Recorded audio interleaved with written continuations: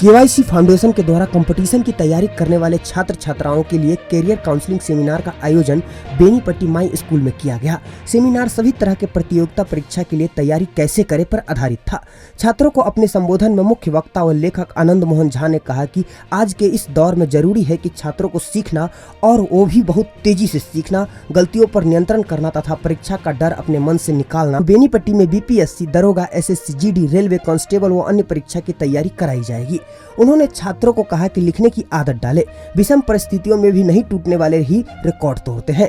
इसके अलावा उन्होंने कार्यक्रम के दौरान छात्रों के साथ माइंड गेम भी खेला और विजेता छात्रों को पुरस्कृत भी किया। कार्यक्रम में आनंद मोहन झा का स्वागत करते हुए केवाईसी के डायरेक्टर पंकज कुमार झा ने अपने स्वागत संबोधन में कहा कि इस आयोजन से छात्रों को अपने जीवन में सही कैरियर और सही दिशा प्राप्त करने में मदद मिलेगा। इस सेमिनार में सैकड़ों छात्रों ने भाग लिया और उपस्थिति दर्ज करवाई और एक एक करके प्रश्न पूछा, जिससे सभी प्रश्न के जवाब उनके मुख्य अतिथि के द्वारा प्राप्त बच्चों के चेहरे पर मुस्कुराहट नजर आ रही थी और आनंद सर से मिलकर बच्चे आनंद में हो गए। जिन शिक्षक से मिलने के लिए लोगों को पटना जाना पड़ता है, वह शिक्षक आज बेनीपट्टी में नजर आए।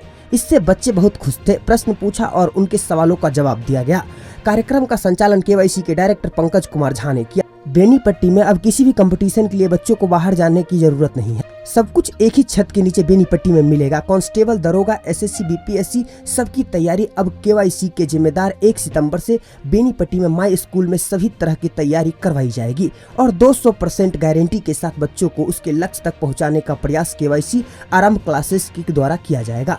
कार्यक्रम में बीएससी के विद्यार्थियों ने सवाल जवाब किया। इससे मुख्य अतिथि अत्यधिक खुश हुए कि ग्रामीण क्षेत्र के बच्चों के लिए अब मुझे सेवा करने का मौका मिलेगा और मैं केवाईसी फाउंडेशन के साथ मिलकर निरंतर सेवा प्रदान करता रहूंगा। अब पटना ही नहीं, दिल्ली की शिक्षक भी बेनीपट्टी में आकर सेवा प्रदान करेंगे। धन्यवाद ज्ञापन मां शारदे साइंस कोचिंग सेंटर के संस्थापक मैट्रिक गुरु मनोज सर ने किया। इस अवसर पर कवि कमलेश प्रबंधक, शिक्षक करुणेश, रतन कुमार, प्रभात कुमार, चंदन प्रधान, मुकेश गिरी, रजनी झा, निशा कुमारी, पूजा, मोना झा, मधु झा मौजूद थे।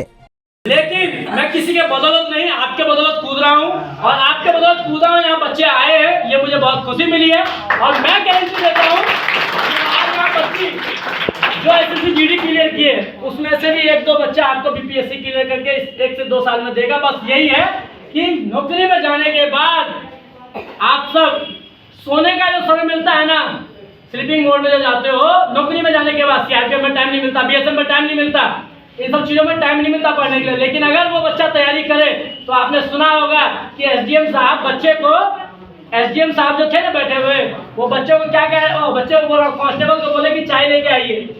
कांस्टेबल को बोले एसडीएम साहब था चाय लेके आइए। जब वो बच्चा, वो कांस्टेबल बाहर से आया तो उसका रिजल्ट निकल चुका था, समझ गए ना, वो खुद बन चुके थे अफसर। तो ये बहुत खुशी की बात है। तो मेरे बीच में ऐसे ऐसे बच्चे हैं जो मजबूरी में सीआरपीएफ, बीएसएफ से ये 45 मिनट का होता है और आईबीपीएस में यही पेपर आपका 60 मिनट का होता है। इसमें रीजनिंग, मैथ्स जो आपको आरआरबी में मिलता है वो तो रहता ही, साथ में आपका इंग्लिश भी रहेगा, ठीक है।